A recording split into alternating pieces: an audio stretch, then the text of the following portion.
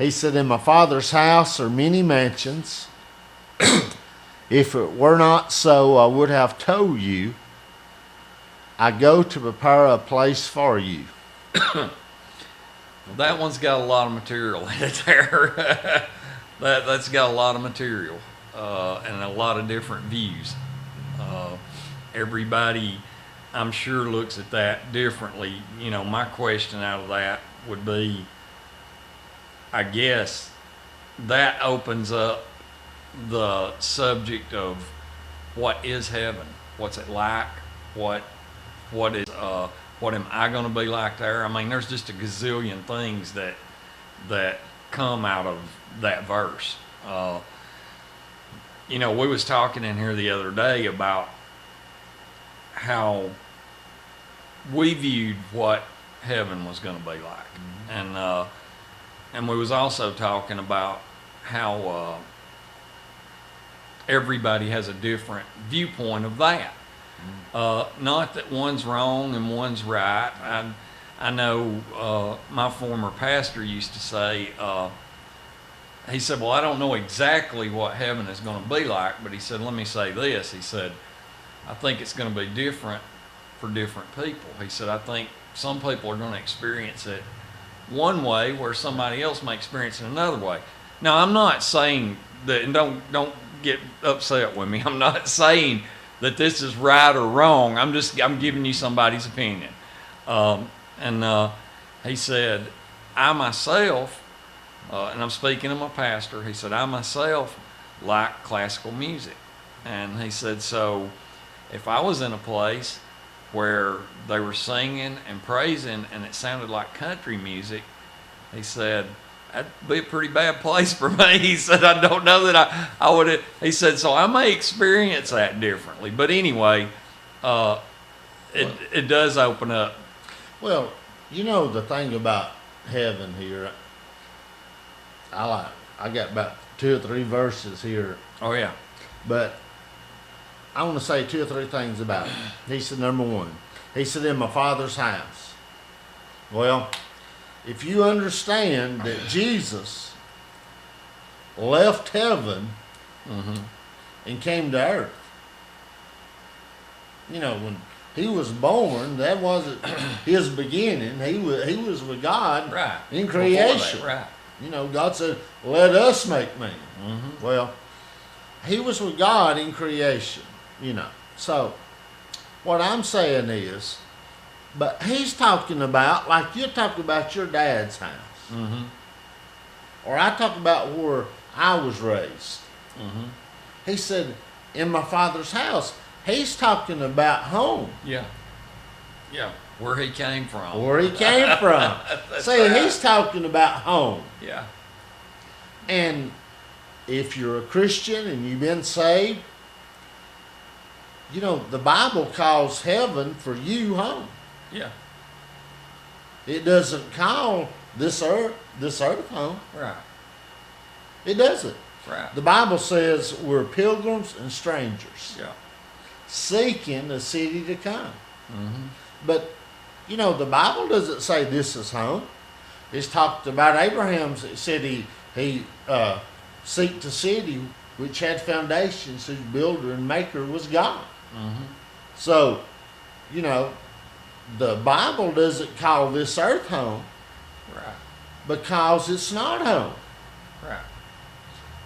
You know, I read a book one time, and this guy, like a sheet of paper, he had a big dot here, and all the way down the paper he had a line. He said the dot is your life on earth. Right. This line is you in eternity, and it just keeps going. Yeah. He said, so your time on earth compared to eternity, Paul said it's not a second. Right. Paul said, my light affliction is but for a moment. Yeah. Paul was talking about his time on earth. Let me just say one other thing here. You're dying to say something. Go ahead. No, go right ahead. But now listen to me. I want you to answer this for me. Sure. Well, I'll try. Depends on what kind of answer I made. Is it? What is 70 years to 1,000. Now, what would it be? Wouldn't be that much. No. Well, what is 70 years to 10 million? There wouldn't even be a second. I mean, it's, You know, yeah. and that's the first minute of heaven. I mean- that's right. You know, when Jesus talked about heaven, he talks about eternity, everlasting. Yeah, It's not. yeah. So if you compare, now we're just thinking here, right? Yeah, If no. you compare 70 years to 100 billion, it wouldn't be a second. That's right. I mean, it wouldn't be a second. No, Well, no. your time here on earth, it's just, Paul said, my light affliction, which is but a moment. Mm-hmm. Paul calls his time on earth, I mean, it's temporary. But he said, in my Father's house are many mansions. So, here's a thought, and I want you to say what you want to say, but God created the world in 6 days, right? I mean, it says morning, evening. That's right. Well, he's been building our mansions for 2,000 years. That's right. He's had plenty of time compared to how long it took him to create everything that we can see. There's several scriptures here. Can I read Yeah, this? read all of it. It's and then this goes right along This with is that. good. I'm But enjoying this. this is, I believe this is out of Isaiah 65. And now this is an NIV translation. So when you hear it, if you don't recognize part of it, that's because it's a different translation from maybe what you're used to. Anyway, starting verse 17. Behold, I will create new heavens and a new earth. The former things will not be remembered, nor will they come to mind. But be glad and rejoice forever in what I will create. For I will create Jerusalem to be a delight and its people a joy. I will rejoice over Jerusalem and take delight in my people. The sound of weeping and crying will be heard in it no more. That's gone. That's it. He says, never again will there be in it an infant who lives a few days, or an old man who does not live out his years. He who dies at 100, and this is an example that he's given, he who dies at 100 will be thought of as a mere youth. So he's saying, 100 years is nothing. Right. It's nothing. He who fails to reach 100 will be considered accursed. And again, that's an example. They will build houses and dwell in them. They will plant vineyards and eat their fruit. Because now to me, he's talking about heaven now. He's talking about where we're going to be. And he says, no longer will they build houses and others live in them, or plant and others eat. For as the days of a tree, so shall be the days of my people. My chosen ones will long enjoy the works of their hands. Now, if he's talking about heaven, he just talked about a lot of stuff that we're going to be doing there that is more than just kind of being static in a static position, just staying in this one place all the time. He talks like we're going to be doing things. I mean, he Well, says, There's a lot of verses about heaven. I mean, I heard a preacher the other day, he was talking about heaven. He said, and I thought this was really good. Here's what he said. He said, like Revelations 21, 22, he's talking about heaven. He said, I'm going to give you 30 verses and you got to describe life on earth and what earth is like. Well, you couldn't even describe, No. couldn't describe anything. And so there are verses here, but just say you got 40, 50 verses. Could you describe Fort Payne in 50 verses? Much less the No. United States. no. Well, heaven is, heaven is, the city New Jerusalem is 1,500 miles Mm-hmm. square. Mm-hmm. It's, which it, And high. and high. Yeah. So you imagine a building that's 1,500 miles high. Can't even imagine it. No. Well, they don't even get to. He said, you know, it says, "I seen a new heaven and a new earth." Mm-hmm. You know. Yeah. So, but we're talking here about the city, right? Right. Here. Right. But, right. but you know, it's just going to be. And my favorite verse is, I guess, one of my favorite, and I think it's 1 Corinthians 2:9. He says, "Eye has not seen nor ear heard, neither has entered into the heart of man the things that God has prepared for them that love Him." Mm-hmm. God says, let's just stop and think on this. Yeah. Nobody's ever seen it. Right. Nobody has told anybody. Neither has entered into man's heart. That's how awesome. Mm-hmm. That's how great it's going to be. Yeah. You know, Paul said, I desire to depart and be with the Lord, which is what? Far better. Yeah. Paul said to die is gain. Mm-hmm. I mean, We can't see that now. We can't, because we're in this, and I see it. We can't see it that way because we view everything, even though we're saying this about time and about 70 years versus a billion. Right, Isn't that, right. It's hard for us to imagine that because everything that we see has a beginning and an end. We see it as having a start and finish on this earth. If I go out and I plant tomatoes and I do a good job and they produce, I'm going to see those things come up. We're going to harvest them, and then I'm going to see them die. And it's natural. I don't think anything about it when that tomato plant dies because it makes sense to me. It's hard for me to imagine that I planted it and that 100 years from now I go back and that same tomato plant's still there growing tomatoes. I can't. It's hard for me to get that visually in my mind. I'd written down just a few things here that I've been online. I was looking up some commentary on eternity, and someone had these listings in there, and I was just going to go through and read these of some of the things that are not in heaven. During the storm last night, we was out of power. That won't happen there. Right. When we was out of power, it was dark. We didn't have any light, so we had to get flashlights. If you didn't have a flashlight, you was probably stumbling all over stuff. We ain't got to worry about that. I mean, God's the light, so it'll never go out. There won't be any sleepless nights because there's no nights. I mean, there's no darkness, no bills. You don't owe anybody, bills. We won't have to go to the hospital. There won't be any hospitals. There won't be any sickness, no bank accounts, no complaints, no back talk, no hate, fear, crime, or crying. None of that stuff.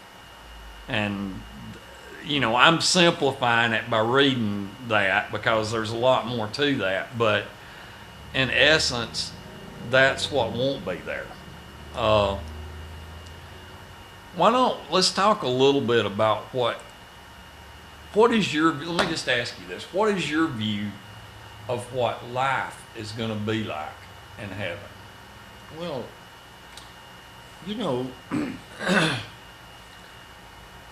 have you ever thought of this? It's just a thought. Mm-hmm. It's just a thought. God sent Jesus down here. And He came and He said, "Father, I finished the work that you gave me to do." Mm-hmm. No, He said that, didn't Yeah. He? Now, think on this. I finished the work that you gave me to do. Then He said, "I go away to prepare a place for you." So He left one job down here. I finished the work you gave me to do. So I'm going up there and preparing a place for you. Not only is He up there preparing a place for us, but He's our great high priest. Right. He's interceding to God for us. Right. So He's pretty busy, isn't Yeah. He's working. He? Okay. Yeah. So, I think that it's God's will and intentions for us to be busy. Mm-hmm. You know, God's a creator. Right. God's not sitting around not, you know, He is called the creator. Right. And I'm not saying you're going to work at Howell in heaven Right. or something like that. Right. But, Right. but I think you'll do what you enjoy, Right. whatever you enjoy. In other words, like there's been times when I know I've been working out in the yard or something like that, and when everything is going good and there's not any problems, I enjoy it. Oh, yeah. It's Yeah. fun. I like it. You know, and I've read a lot of what preachers have said about heaven, and a lot of preachers, and Billy Graham said, I think you'll do there what you enjoy doing. Yeah. Well, I agree with that. I Yeah. mean, that's what I think. Yeah. You know, whatever you enjoy. I mean, like I said, if I give you 50 verses to describe life on earth, you couldn't start. Right. Chuck Swindoll said, we just have snapshots of heaven. Mm-hmm. He said, like you'd go to Africa and take 50 snapshots. Right. Well, it wouldn't tell you the climate, it wouldn't tell you. No. I mean, No, that's nothing. right. The soil, nothing. That's Well, we just have snapshots here. Mm-hmm. But all I can tell you is what God said. You hadn't never seen anything like it. You hadn't never heard anything like it. Right. And you've never even thought about what I've got for you. Do you think, because this is something when I was studying, do you think, well, let me just ask you a couple of things about it and Okay. see what you think about it. You think we'll eat there? Oh, yeah. Because when Jesus, you know, he said, I won't drink wine again until I drink it talking about in heaven. Mm-hmm. You know, the Bible talks about Revelations, the marriage supper of the Lamb. Yeah. Supper kind of sounds like food. You know, but yeah. Right. I mean, Right. well, it says in Revelations there'll be fruit trees there that are for the healing of the nations. It yields fruit. Yeah. I mean, you're going to eat of the fruit. Yeah. Every month is what it Yeah, says. It yeah. I yields mean, fruit every so month. you know, the Bible. Well, I believe Jesus, after he rose. He eat fish Yeah. with his disciples. Yeah. But, you know, I mean, heaven is going to be, it's God's best for you. Right. Right. You know, now here's what I want to share with you real quick. These two verses that we've read, they're compared to a Jewish wedding. Mm-hmm. I want to tell you how they're compared to a Jewish wedding. Yeah. Because a Jew, young man, he was Jewish, he was a young man, he would go to a girl and he would be should be espoused to. Mm-hmm. Like we call engaged. Right. Except Right. it was a little bit more than engagement. Right. She was yours. Yeah. You know, our It engagement. was a done deal. Yeah, nowadays, You couldn't mess it up. yeah, it's not like today. So, you know, but he would go to her and he would give her father, you know, like a dowry or money. He would give her father gifts. Right. Right. He would leave her. See, Jesus came, chose his bride, and gave us the gifts of the Spirit. Didn't he? Yeah, that's right. Well, listen, he would leave that girl, that young man would, and when he would go back home and he would build her, he would build her a place to live. And I heard a rabbi talk about this, and he said he couldn't come get her anytime he wanted. He could not go get the girl till his father said, go get her, son. His father had to prove of what he had built her before he had permission to go get her. Right. And they wouldn't know, well, I'll be there June the 16th. No. He had to finish that. He had to finish it, and when he finished it, he said, go get your bride. Yeah. Well, that's what Same Jesus thing. did. Yeah. Jesus came, chose his bride, gave gifts to the Yeah. church. Yeah. went back to the Father. I go to prepare a place for you. It's modeled after the Jewish. That's right. It is. Right. Well, here's what I'm saying. The bride that was fixing that home for his wife, man, he put in there everything he could put in there for her. Right. He loved that girl, and he wanted to provide the best for her. Well, the church is the bride of Christ. He said, I go to prepare a place for you. Yeah. Yeah, I've never really thought about it in those terms, but that's right. Yeah, well, he's doing what the Jewish groom did. Right. Yeah, that makes sense. I mean, that goes together. It is, and it's set up there after like a Jewish wedding, because Jesus said when he's coming back to the church, he said, I don't know, the angels don't know, only my Father knows. Right. So it's the same thing. The groom couldn't go get that girl. He had to wait till his father approved what he had fixed for her. Right. Right. Is that not good? That is good. That is good. And when he got the bride and took her back home, it was a great celebration and a great supper. Yeah.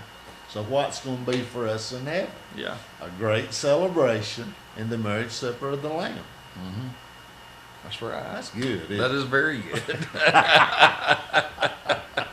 I hope y'all are getting something out of this, because we are. So, well, one of the things that I was, when I was studying a little bit about this, one of the questions that you get hit with a lot when you start talking about going to heaven. I mean, there's a gazillion, but one of them is actually, it's addressed in the Bible, but that, let's say that I married a wife and we were separated for whatever reason, whether she died or we divorced or whatever, and then I'm married again, and same thing again. When I get to heaven, is that going to be uncomfortable to be around? You know what I'm saying? Because a lot of people ask that. Here's the verse. Yes. Isaiah 65 and 17.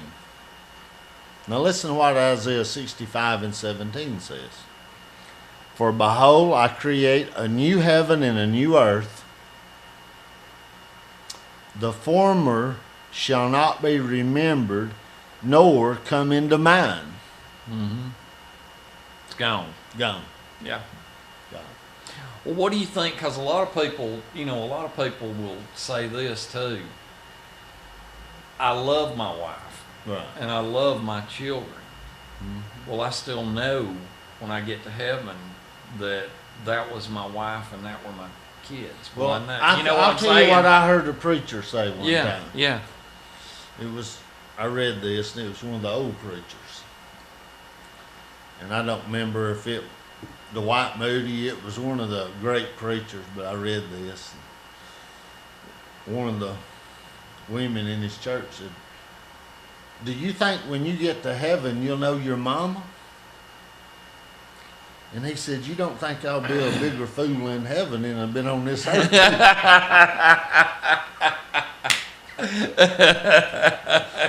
Good boy. Well, he's talking about in heaven. It talks about, Paul said, for now I know in part, but then I shall know even as I am known. Mm-hmm. Paul said, and it's also in Isaiah 55, he says, for the heaven is above the earth, so is my ways above your ways, and my thoughts are above your thoughts. Mm-hmm. Now listen to me. How much higher is the heavens above this earth? I mean, yeah, it's light years. Yeah. Oh, yeah. Well, God is saying my ways of doing things are light years above your ways. Right. And my thoughts are light years above your thoughts. See, It's kind of hard to comprehend what God's thinking, how God's world is, how God.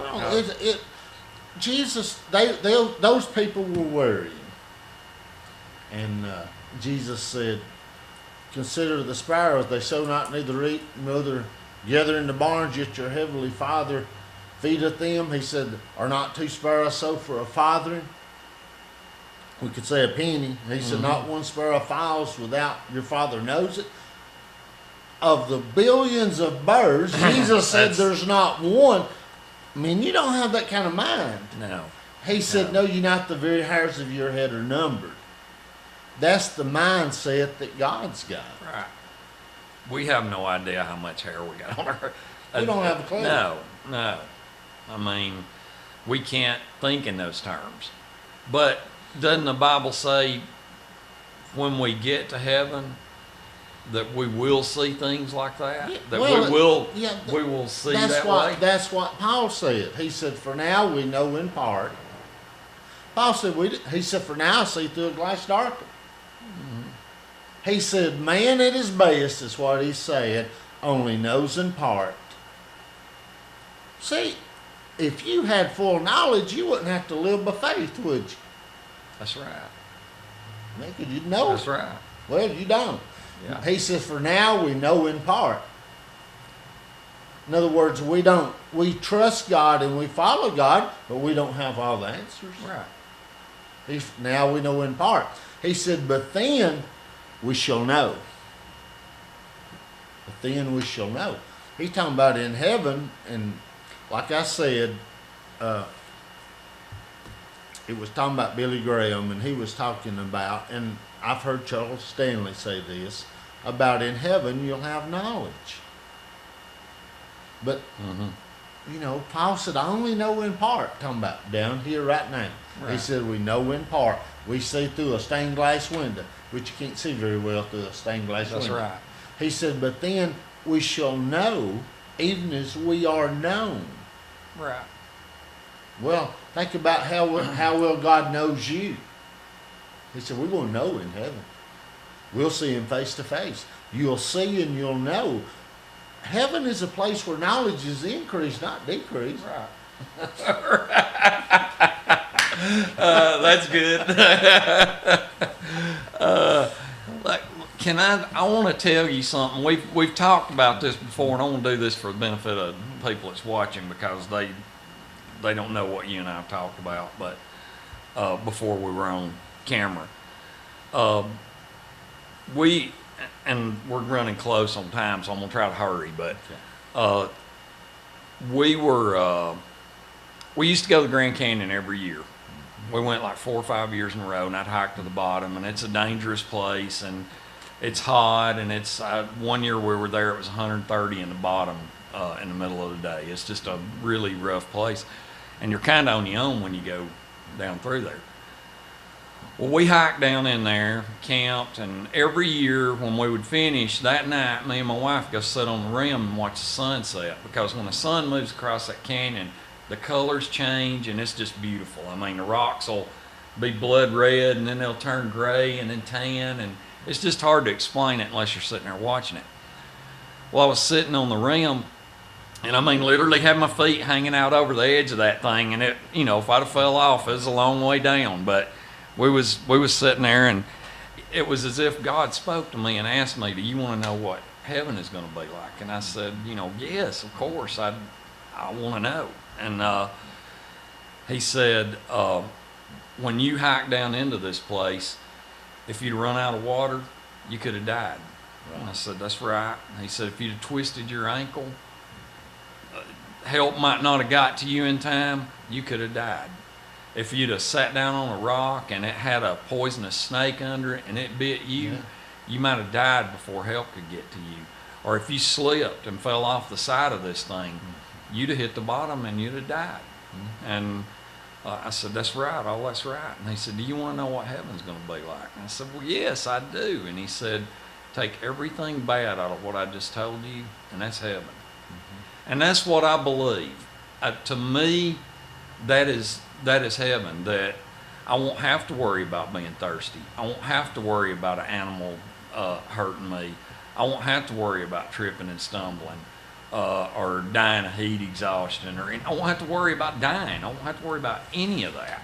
And, you know, I mean, the little points of that can be argued, but the fact is the Bible says we won't have to worry, we won't have to suffer, and that God will provide everything that we need.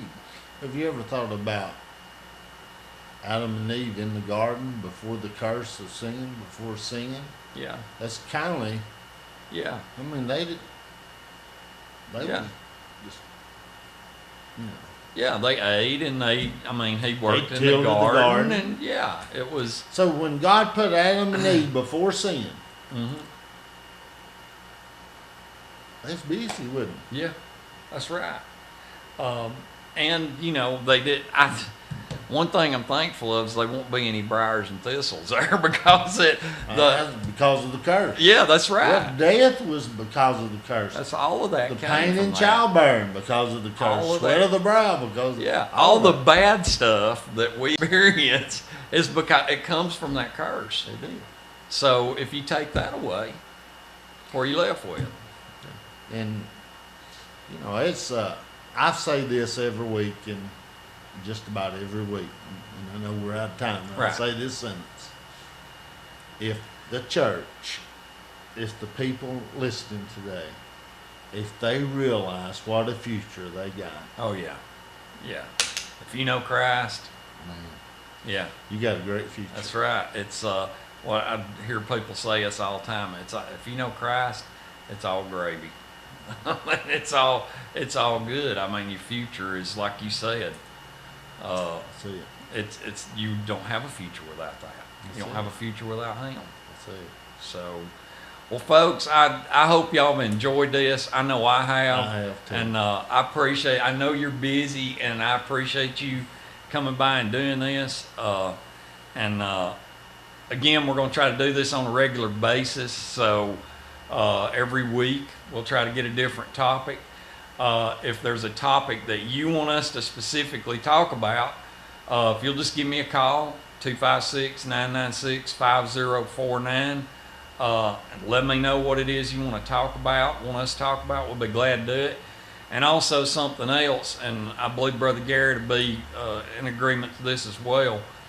If there's something that you want people to pray with you about, if you'll call me and tell me, and I'll keep it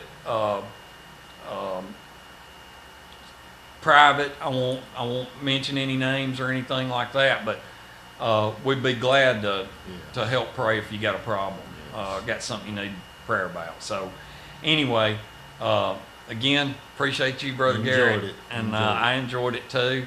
And folks, hope you enjoyed it as well. Thank Yes. you. Thank you.